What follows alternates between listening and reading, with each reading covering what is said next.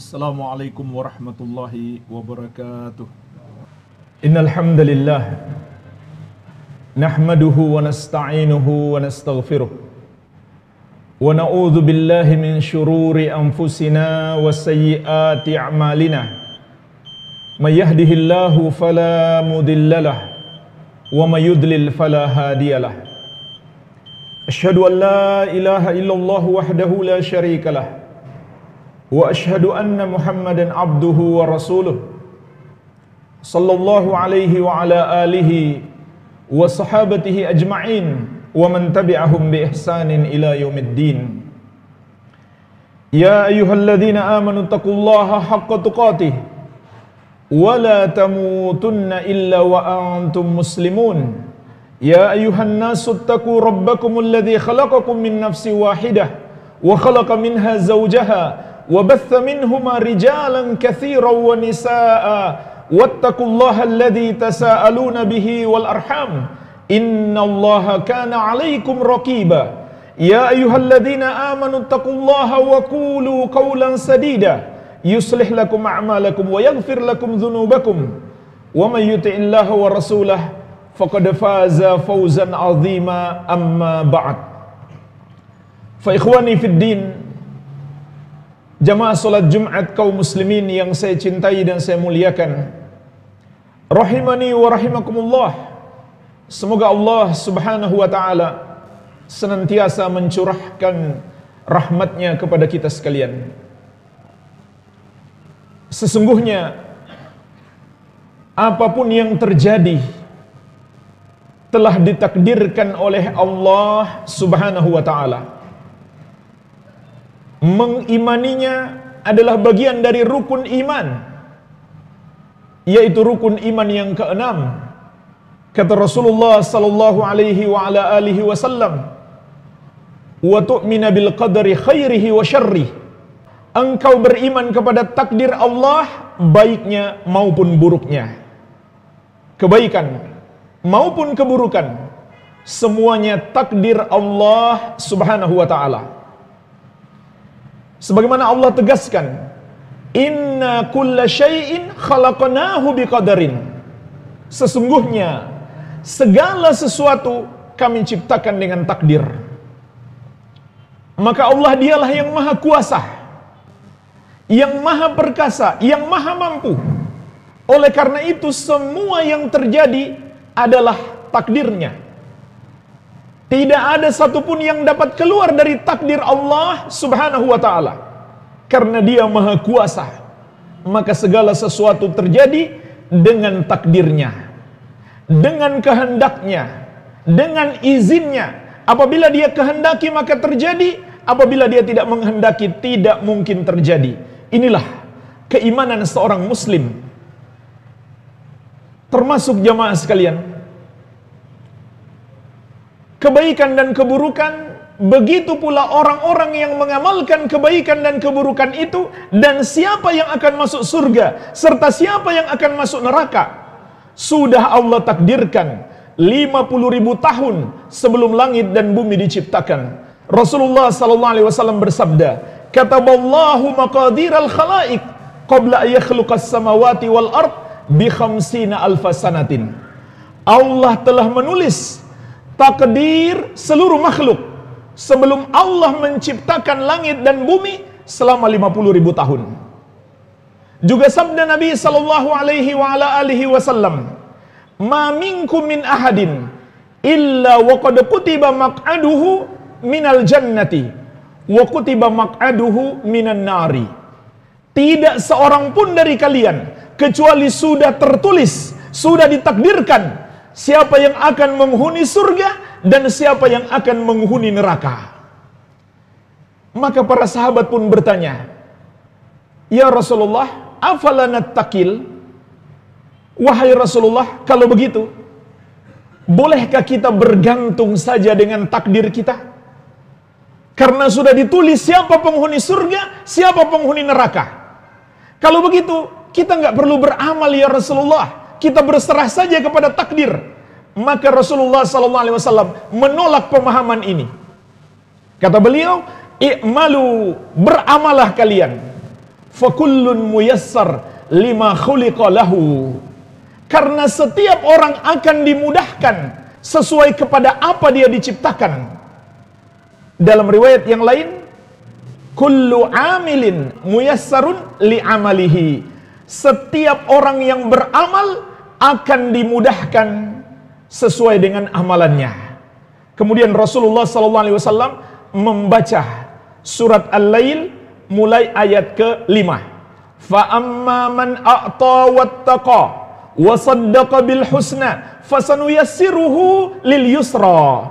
Adapun orang yang memberi, yang bertakwa dan membenarkan la ilaha illallah serta membenarkan surga, maka kami akan mudahkan dia kepada amal-amal kebaikan, lalu kami masukkan dia ke dalam surga. Wa amma man bakhila wastaghna wa kadzdzaba bil husna fasanuyassiruhu lil usra. Adapun orang yang bakhil, tidak suka memberi dan menyombongkan diri, tidak bertakwa kepada Allah dan tidak membenarkan la ilaha illallah, tidak pula membenarkan surga, maka kami akan mudahkan dia kepada perbuatan dosa, lalu kami masukkan dia ke neraka.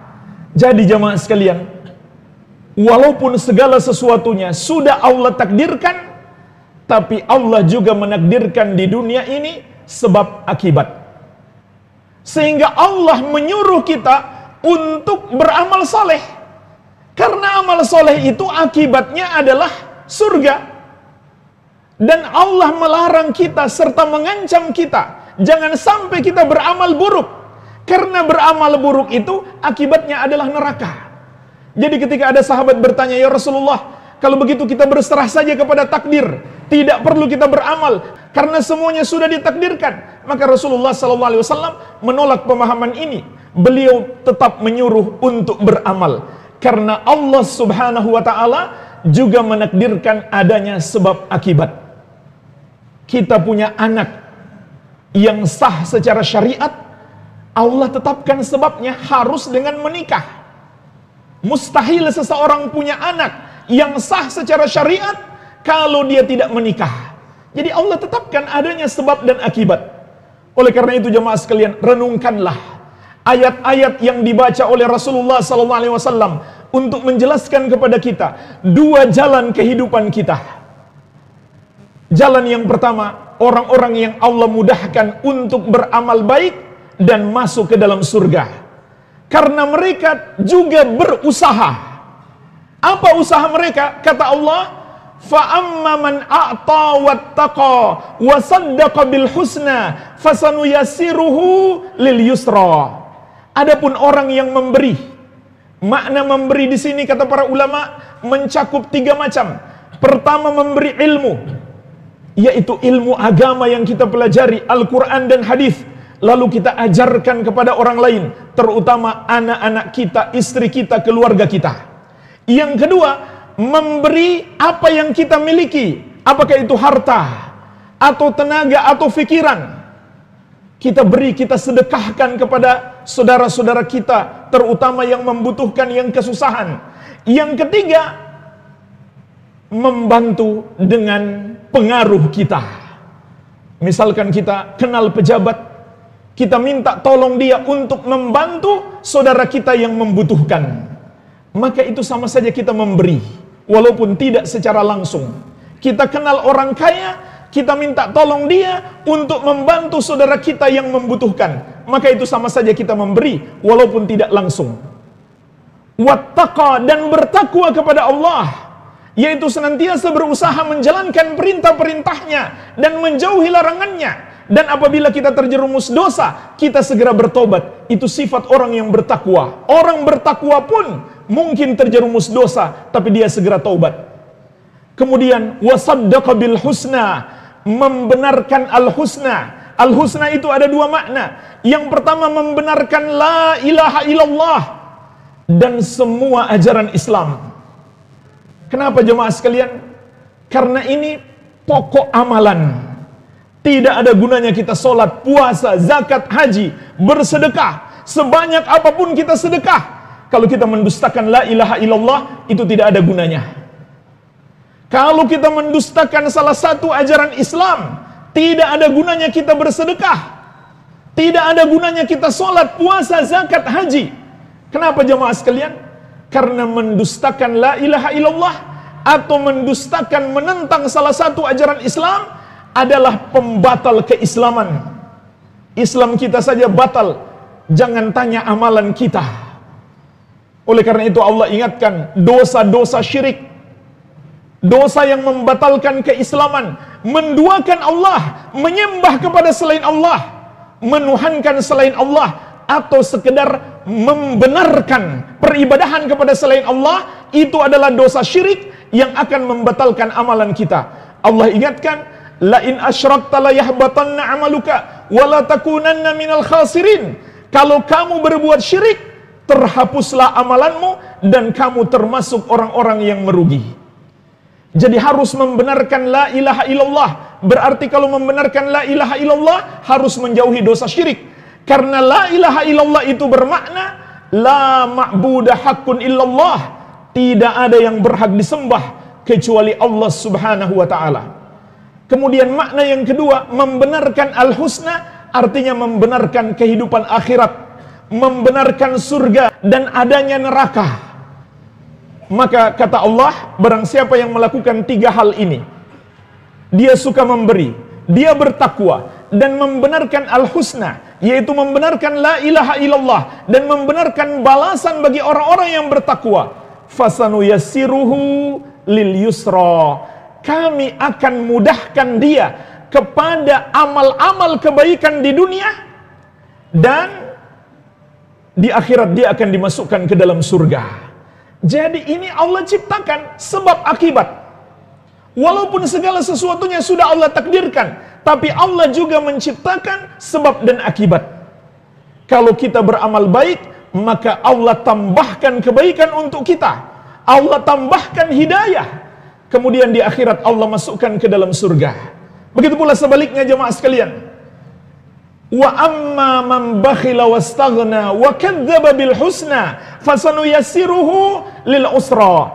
Adapun orang yang bakhil, dia tidak suka mengajari ilmu yang sudah dia ketahui, dia tidak suka membantu dengan hartanya, dengan tenaganya, dengan fikirannya, dia tidak pula suka membantu dengan pengaruhnya. Wastaghna, dan dia menyombongkan diri, yaitu dia merasa seakan tidak butuh kepada Allah, padahal setiap detiknya dia menghirup nafas yang Allah berikan, setiap saat dia makan rizki yang Allah berikan. Dia pun tidak memiliki bumi lain kecuali bumi ciptaan Allah, tapi dia menyombongkan diri seakan dia tidak butuh kepada Allah. Wa kadzdzaba bil husna, dan dia mendustakan al-husna, yaitu mendustakan la ilaha illallah, atau mendustakan salah satu ajaran Islam, dan mendustakan kehidupan akhirat, mendustakan surga, mendustakan adanya neraka. Maka kata Allah, fasanuyassiruhu lil usra, kami akan mudahkan dia kepada keburukan. Dijerumuskan oleh Allah dalam perbuatan-perbuatan dosa, dan kelak di hari kiamat dia akan dimasukkan ke dalam neraka. Jadi jemaah sekalian, inilah ketetapan yang Allah tentukan di alam ini. Ada sebab akibat. Barang siapa beramal baik, Allah berikan hidayah, Allah masukkan dia ke surga. Barang siapa yang beramal buruk, maka dia akan tersesat dengan sebab pilihannya itu, dan dia akan dimasukkan ke neraka. Oleh karena itu Allah Subhanahu wa ta'ala berfirman, wa in tuti'uhu tahtadu, kalau kalian menaati Rasul, kalian berusaha mengikuti petunjuk-petunjuk Nabi Muhammad SAW, maka kalian akan mendapatkan hidayah. Sebaliknya Allah mengingatkan, falyahdharil ladzina yukhalifuna an amrih an tusibahum fitnah au yusibahum adzabun alim. Hendaklah takut orang-orang yang menyelisihi petunjuk Rasul, mereka akan ditimpa fitnah, yaitu akan disesatkan oleh Allah, dan akan ditimpa azab yang pedih. Juga firman Allah, falamma zagu azagallahu qulubahum, ketika mereka berpaling, maka Allah hukum hati mereka pun berpaling sehingga mereka tersesat. Oleh karena itu jemaah sekalian, pilihlah jalan kebenaran dan berprasangka baik kepada Allah bahwa Allah menakdirkan kebaikan untuk kita, bahwa Allah menakdirkan kita akan masuk ke dalam surga. Jangan kita prasangka buruk. Kalau kita berprasangka Allah akan masukkan kita ke neraka, itu namanya prasangka buruk. Dan sesungguhnya keberadaan kita di masjid ini, Allah berikan hidayah untuk melakukan sholat, itu sudah merupakan modal besar untuk kita selalu prasangka baik kepada Allah. Bahkan kita dilahirkan dan mendapatkan hidayah sebagai muslim. Kita dilahirkan sebagai muslim atau mendapatkan hidayah menjadi muslim. Modal besar untuk kita selalu berprasangka baik kepada Allah. Jangan sekalipun kita berprasangka buruk kepada Allah, karena Allah mengingatkan dalam hadis qudsi, ana inda dhanni abdi bi, aku sesuai dengan prasangka hambaku kepadaku. Maka kita prasangka baik, jangan sekalipun kita prasangka buruk kepada Allah. Wabillahi taufik.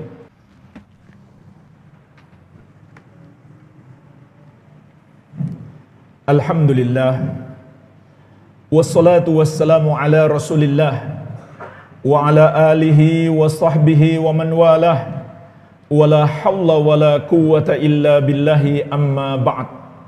Fa ikhwani fid din, jamaah salat Jumat kaum muslimin yang saya cintai dan saya muliakan, rahimani wa rahimakumullah.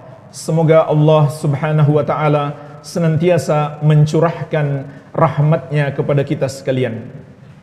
Jemaah sekalian, kita harus imani segala sesuatunya ditakdirkan oleh Allah. Bukan hanya kebaikan, bukan hanya orang-orang baik, bukan hanya amal-amal kebaikan. Adanya orang-orang yang buruk, adanya setan dan pengikut-pengikutnya, dan perbuatan-perbuatan mereka semuanya takdir Allah subhanahu wa ta'ala. Sebagaimana Allah tegaskan, wallahu khalaqakum wa ma ta'malun. Allah yang menciptakan kamu serta apa yang kamu kerjakan. Tetapi jemaah sekalian, Allah sama sekali tidak memaksa manusia berbuat dosa. Manusia bukan seperti wayang yang digerakkan oleh dalang. Manusia Allah berikan kemampuan untuk memilih mana jalan yang benar dan mana jalan yang menyimpang. Faman syaa'a falyu'min wa man syaa'a falyakfur. Maka siapa yang menghendaki untuk menempuh jalan keimanan, hendaklah dia beriman. Dan barang siapa yang menghendaki untuk menempuh kekufuran, hendaklah dia kufur. Maksudnya ini ancaman, bukan mempersilakan dia menjadi kafir, tidak, tapi ancaman kepadanya. Jadi hamba punya kehendak, hamba mampu memilih. Walaupun pilihan hamba sama sekali tidak keluar dari takdir Allah subhanahu wa ta'ala. Jangan pernah mempertentangkan dua hal ini. Segala sesuatunya sudah ditakdirkan oleh Allah, namun Allah juga memberikan kemampuan kepada hamba untuk memilih. Dan pilihan hamba tidak akan keluar sedikit pun dari takdir Allah. Wa ma tasyauna illa ayyasha'allahu rabbul alamin. Tidaklah kamu berkehendak akan terlaksana, akan tercapai, kecuali apabila Allah Rabbul Alamin menghendaki. Jadi jemaah sekalian, ketika hamba memilih untuk berbuat dosa, betul itu takdir Allah. Tapi dia tidak boleh beralasan untuk membenarkan dosanya dengan takdir Allah. Kenapa? Karena Allah nggak maksa dia. Allah tidak memaksa dia untuk berbuat dosa. Seandainya seseorang dipaksa oleh Allah untuk berbuat dosa, kemudian Allah menghukumnya, maka Allah zalim. Maka Allah tidak zalim sedikit pun. Wa ma ana bidzallami lil abid. Aku tidaklah menzolimi hamba-hambaku. Ya ibadi inni haramtu dzulma ala nafsi wa ja'altuhu bainakum muharrama. Dalam hadis qudsi Allah berfirman, wahai hamba-hambaku, aku haramkan kezaliman atas diriku, dan aku haramkan kezaliman itu di antara kalian. Janganlah kalian saling menzolimi. Allah tidak memaksa hamba untuk berbuat dosa. Bahkan jemaah sekalian, orang yang berbuat dosa karena dipaksa oleh orang lain, maka dia nggak berdosa. Dia melakukan dosa kekafiran sekalipun. Contohnya menghina Nabi Muhammad SAW. Barang siapa menghina Nabi Muhammad SAW, walaupun dia sholat, dia puasa, dia zakat, dia haji, batal Islamnya. Dia bukan lagi seorang muslim, Tidak ada gunanya dia salat, dia puasa, dia zakat, maupun dia haji. Semua amalannya pun batal. Karena dosa kekafiran membatalkan amalan, bahkan membatalkan Islamnya. Tapi seandainya ada orang yang melakukan itu karena dipaksa dengan ancaman berat, kalau kamu tidak menghina Muhammad, kamu saya tembak. Dia pun menghina Nabi Muhammad SAW, tapi hatinya menolak. Maka kata Allah, illa man ukriha wa qalbuhu mutmainnum bil iman. Kecuali orang yang dipaksa untuk melakukan kekafiran, maka dia tidak kafir asalkan hatinya tetap beriman. Jadi orang yang dipaksa oleh orang lain untuk melakukan dosa, untuk melakukan perbuatan yang haram, maka dia nggak berdosa. Jadi bagaimana mungkin Allah memaksa hamba-hambanya untuk berbuat dosa? Jadi hamba itu benar-benar memilih perbuatan dosa. Sekali lagi, pilihannya sama sekali tidak keluar dari takdir Allah. Namun dia juga pantas untuk bertanggung jawab atas dosa yang dia lakukan. Karena dia benar-benar memilih apa yang dia lakukan itu tidak dipaksa oleh Allah. Maka seharusnya dia pun bertanggung jawab. Dan juga jamaah sekalian, takdir itu kita nggak ketahui sampai terjadi. Takdir itu rahasia Allah. Apa takdir kita 1 detik ke depan, itu tidak kita ketahui kecuali setelah terjadi. Sehingga seseorang tidak bisa mengatakan, saya sudah ditakdirkan menjadi penjahat, saya sudah ditakdirkan berbuat dosa, jadi saya akan berbuat dosa. Bagaimana bisa dia katakan seperti itu?